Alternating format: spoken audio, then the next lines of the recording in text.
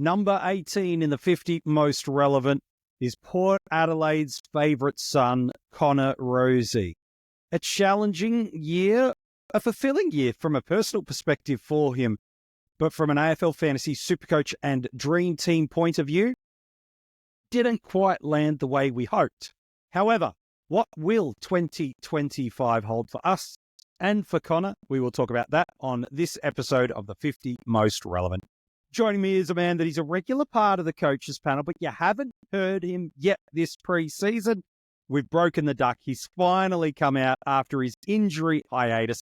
He's also part of the Pod family. It's Lewy, mate. Nice to have you back on the podcast. Welcome to the start of your pre-season. No, thanks, mate. Great to be here. Always such a awesome piece of content every single year. And thrilled to be here talking about Connor Rozee, obviously a Port Adelaide fan. So I've got a soft spot for Connor Rozee.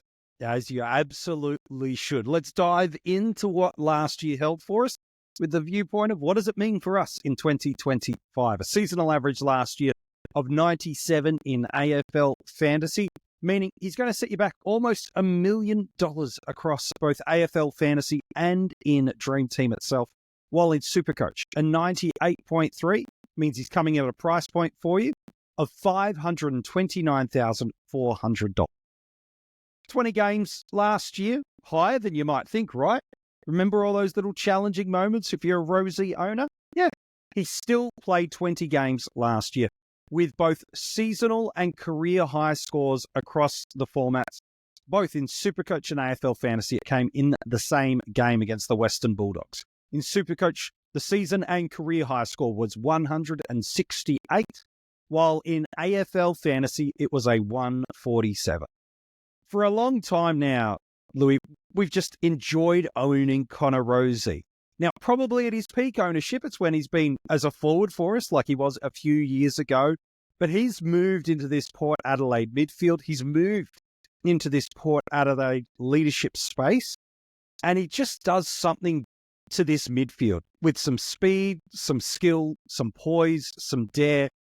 Loves to kick the ball. The team loves to get the ball in his hands so he can take an uncontested mark and move this Port Adelaide ball movement forward. Now, for all the knocks you might have on him or Port Adelaide or anything around this football club, it is undeniable. Connor Rozee is one of the most enjoyable players to watch in the AFL right now. Absolutely. And the flair that he's got is so good to watch. So when you own him in fantasy, it just makes it so much better. But yeah, in 2022 was when he first broke out, wasn't it, MJ, as a forward? And he went at about that 90 clip. He had a little bit of midfield time, but he was still a little bit behind sort of guys like Ollie Wines, Willem Drew at the time, even Travis Stokes. And since then, there's been a little bit of a passing of the torch. 2023 had his breakout, went up to 106, which was predicted by a lot of coaches. He got that midfield time, went up to 69% CBAs.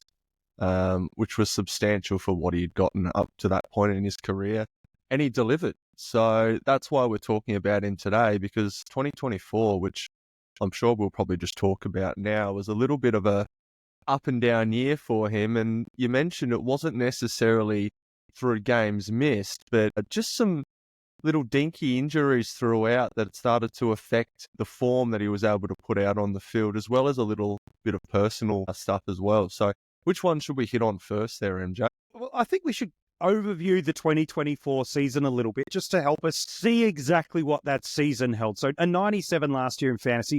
Look, there's still double-digit tons for us in that format and 3 over 120. So as much as we lament on it being not quite a great season, he's still got a greater than 50% conversion rate of games played to 100. So it's not a disaster for us in through there. While in SuperCoach, it is coming in that average of 98.3, again, 11 tons, 3 over 120. I think, Lewy, what we should do is look at last year in like quadrants for us, because therein lies 2 core elements. One, a block of games that he was injury impacted, which ultimately hurts, and then some ceiling about him that he probably doesn't get the credit for. Between rounds 1 to 5 last year, he goes 111.8 in AFL Fantasy, and a 116 points in SuperCoach. Between rounds 6 to 14, a 65 in fantasy and a 64.6 in SuperCoach. but there's 3 injury impacted games. There's the game against the Saints and the game against the Crows. One where he had some hamstring awareness and the other where he out and out did it. Then when he comes back from those hamstring niggles, he hurts his ankle inside the first 10 minutes of a game against North Melbourne and just sits forward. So you can check the Centreback starter trend through there. He's just not in that same normal role. He's literally just there being a warm body on the ground. He's not himself. Then the next 5 games, rounds 5, 15 to 19, he goes 112 in SuperCoach and 120 in SuperCoach, 112 in Fantasy. And then from rounds 20 to 24, a 99 in Fantasy and a 91.8 in SuperCoach.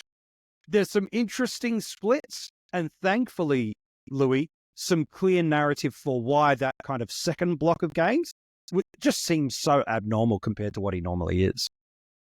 Yeah, it does. And it highlights to us exactly why we're talking about him, isn't it? So he regresses by about 9 points based on 2023, where he got 12 tons in a row in 2023, MJ. So this is a guy that can certainly score.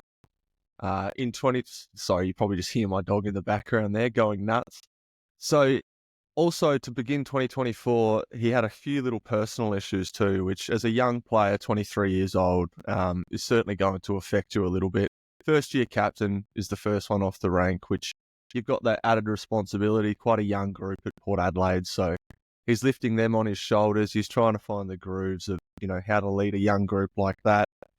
Had his first child and then obviously got married as well during the year. So he's had a few little personal things that he's had to deal with too, which, as we know, can affect our own form. We're not playing AFL footy, but is going to start to affect things in your everyday life. So I think we can spin a pretty good narrative here, MJ, on why there was a little bit of regression. And I think that's why the community as a whole, and he's quite highly selected, is excited about what he can potentially do in 2025. And how are we thinking that can look?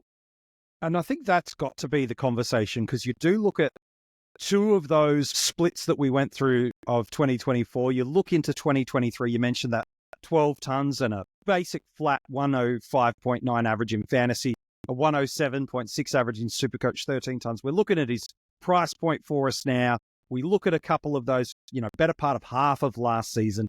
And then 2023, we go, right, we've got 10 points per game of upside. I do want to ask you in a moment if that's enough across the formats. But the most intriguing conversation I'd like to have with you, Lewy, is again, as a keen follower of the pair, is I want to understand your take on this ball movement from Port Adelaide.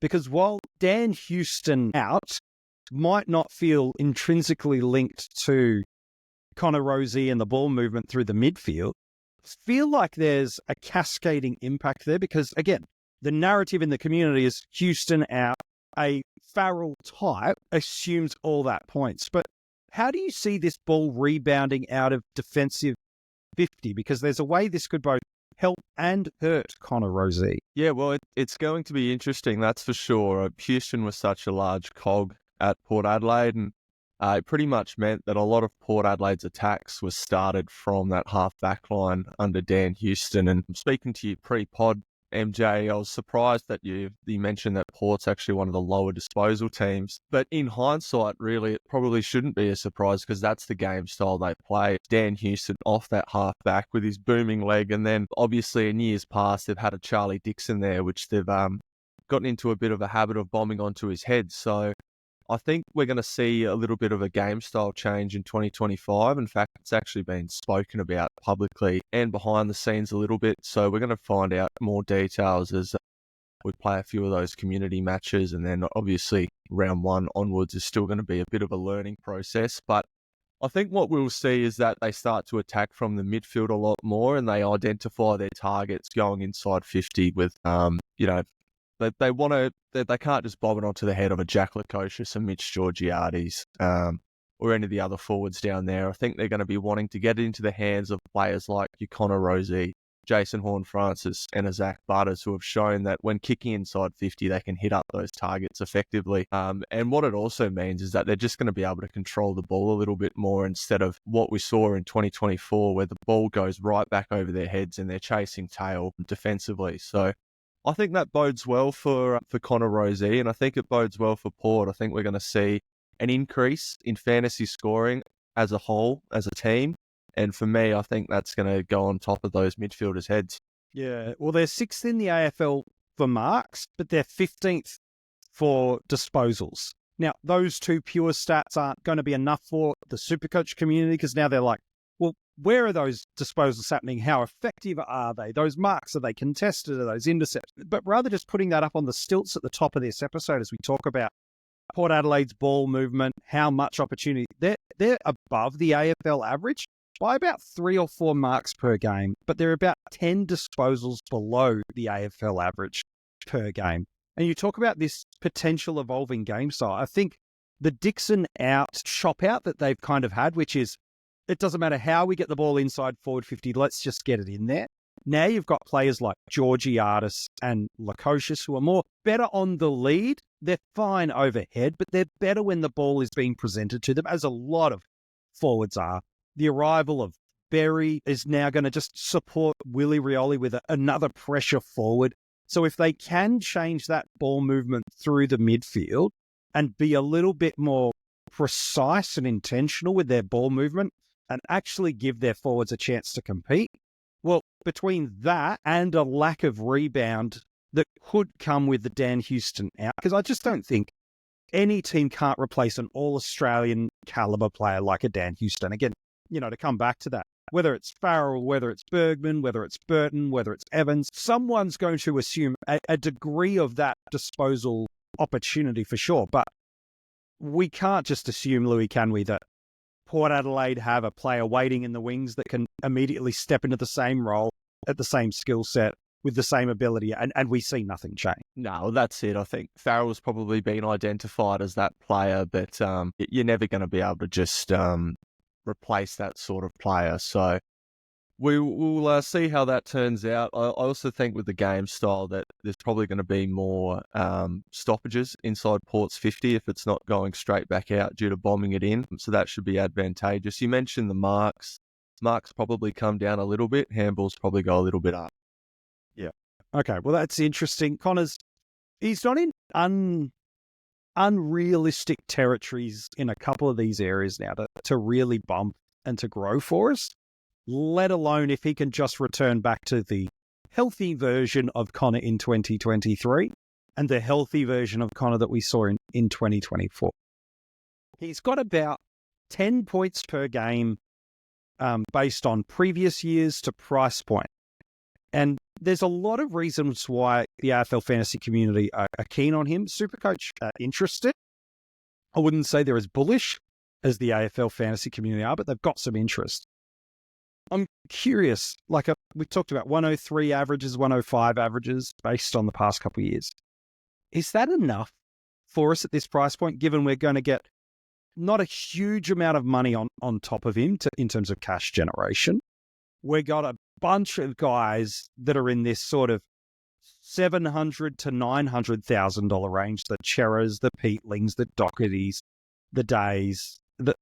I could just go on. I feel like that's all we've done in the 50 most relevant is talk about this mid-range value spot. Is Connor going to do enough for us with 10 points per game and small money making, given we could be getting considerable more at $100,000, $200,000 cheaper, depending on the format you play? Oh, well, I think if he's going 10 points upside, MJ, you're laughing. At least in AF coming in at 97, if you're going at a 107, the top scoring midfielder in 2024 went at 110. So you've got yourself a keeper there. You've already picked the value and you've saved yourself a trade, essentially. So I think if you can get 10 points upside out of Connor Rozee, you're taking it to the bank every day of the week. I think 105 starts to become a little bit more on the nose, but you take that still, 8 points upside from a guy that you're essentially picking to be a premium. Things could go a lot worse, couldn't they? when you get upside at this end of the spectrum, you're generally pretty happy. I think if he lands in that 102 range, then that's no man's land. He's not poor enough that you're trying to shift him out immediately, but he's not really good enough that he can occupy that spot. So in turn, he ends up hanging around in your midfield for a little bit too long, perhaps. Yeah. I'm fairly confident on 10 points upside here, though. MJ, what about you? Yeah, in AFL Fantasy, I am too. Just the health of what he's been over the better part of 40 to 50 AFL games tells me that he's not losing this midfield spot. There are other dynamics that will move ahead of him, and I do want to ask you about Jason Horne-Francis in a moment. But there's other dynamics that are around this that I just don't see that chaotically poor. I think the marks might drop away a fraction, as you mentioned, but if that takes place, that'll mean a higher stoppage game. And we should ultimately see him be able to replicate through disposals and through tackles, maybe some of that loss in 1 or 2 marks per game that might come his way. So anyone that's around the ball as much as he is, anyone that's as damaging with the ball in his hand as he is, anyone that's still a goal-kicking midfielder, not just an accumulator or a clearance player, to me, he is their leader for a number of different reasons. I think in AFL Fantasy, he's got that 10 points on him. SuperCoach, I think he's probably got about 10 points as well, but he needs to go closer to the 110 part for it to feel really successful to me. So if you believe what he did in rounds 1 to 5 last year and rounds 15 to 19, where he goes 116 and 120 in SuperCoach, is what he can do to start the year, well, now all of a sudden it's well and truly worth it. But you've got to be confident that you're hitting that mid-season buy with a guy that's knocking and banging on the door of a 110 average, not just a 105. Otherwise, you're just missing out a little bit because the proven options we've got below Connor that are cheaper for a reason, like everyone's cheap for a reason, I feel like you need that 110. So if you don't think he's got that in SuperCoach, you're probably fading to start with, but there's absolutely a clear way that can land. I want to ask you about Jason Horne-Francis because we have talked about the rebound of the ball movement and how that might impact the midfield. Talk to me about this mid-forward split of Jason Horne-Francis. Again, it might not feel directly linked to a Connor Rozee, but that forward line hasn't really gelled brilliantly. Now, I think there's some positive signs. We've alluded to a Joe Berry at the draft. I think Willie Rioli's an underrated small. Georgiadis on his day looks imposing. Jack Lukosius, I think we forget how clean of a ball user and how good a set shot he is at goal when he's forward 50 of the ball. Let's hope and pray Todd Marshall can get some health into him. And all of a sudden, this forward line looks powerful and potent in a number of different areas. Does Horne-Francis need to have a heavy mid-forward split? Not choose to, but have to have that, because the more Horne-Francis is out of that midfield, you could greatly assume that there's a greater share of points available for a player like Rozee. It's a tough question to answer, MJ. Obviously, Horne-Francis is so effective when he sits forward. He generally jags a goal or two. I think Port has certainly strengthened up their forward line. So if I'm looking at it, how they're going to line up in round 1, obviously you're going to have Lukosius and Georgiadis. You're going to have Rioli and Richards. Pau Pepper will probably make it to the line, and maybe a Burn Jones as well, with the Joe Berry sort of swapping out. There's not a lot of room there. It's going to be interesting, that midfield mix of Wines, Rozee, Butters, Horne-Francis, Drew. The coaches definitely have their work cut out for them. No doubt one of them will be resting forward while the others are in the midfield. But it's an impossible question to answer, really, isn't it, MJ? I think Horne-Francis is the more effective forward, so he's the one that's more likely to go there. I think Rosie's going to be that guy in the middle that is a bit of a stalwart. He's the captain, leads by example, and I think he'll spend the most amount of time there alongside Butters. And like we said, if they're going to be having repeat stoppages up forward, then they're going to have plenty of times to pepper the sticks too.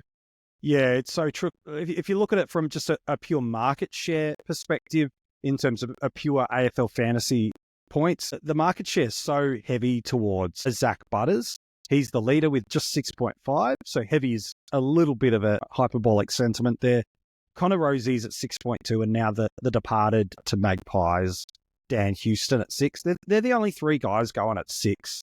So it's not exactly a crazy high number of market share, and his centre bounce rate is not exactly high either. Butters is at 66, Rosie's at 62, Drew and Wines are identical at 56, and Horn-Francis at 54. So you're right, it's a pretty even share of how this all kind of works out. And if any of these one or two elements break Connor's way of, okay, less rebound that goes over and the midfield now comes through the midfield with the departure of Dan Houston. A little bit more forward split of Horn-Francis, either out of necessity or desire to be able to make that forward line even more compelling. A little bit of a dynamic change to, no, we want Connor closer to that 70, 75% and abouts. All it takes is one thing to break his way, and I think they're more likely to break his way than against his way. That could see not only that 10 points per game of upside come his way, but also the pathway to potentially just that little bit more. If we talk about where he goes on draft day, though, Lewy, on the Keeper platform is where the coaches panel chooses to draft in 2025, whether it be for a single season, a keeper or dynasty league. That is where you will find the coaches panel drafting in 2025. If people draft by average as a sentiment, and again, they'll either draft off preseason hype or average for 80% of the community, and there's sort of that 20% that do the ranks and the research and really put that hard work in depth. If it's going by that, he's ranked the 22nd mid in fantasy by average, where you take DPP guys out of it, and 33rd in SuperCoach. So that's what, a very early M3 in fantasy and a very early M in SuperCoach. Is that about right? Or should you be wanting to jump a little bit early to ensure you get it? It's probably about right, but hype's going to take over here, and I think he's going to go a bit earlier than that. So if you're really bullish and you're keen and you want him in your team, I think round 2 is probably when you're going to have to jump. Yeah, I think definitely in AFL Fantasy, that's as early as he goes. And you've got to be really bullish on that 105. I think you can afford to wait to the 3rd in AFL Fantasy, but as you've mentioned, if the hype continues to build, and depending on when you do your draft, all it takes is him for absolute dominator preseason game, which are largely pretty bruise-free, and that helps his game style in terms of lots of easy marks, lots of open space, lots of ball movement. That could absolutely skyrocket him to the moon. So I think if you're hoping for him to land at an M3 in fantasy and M4 in SuperCoach, you're going to miss him. If you're desperately wanting him, you need to go for that position early, which is an M2 in fantasy and M3 in SuperCoach, if you really want to own him.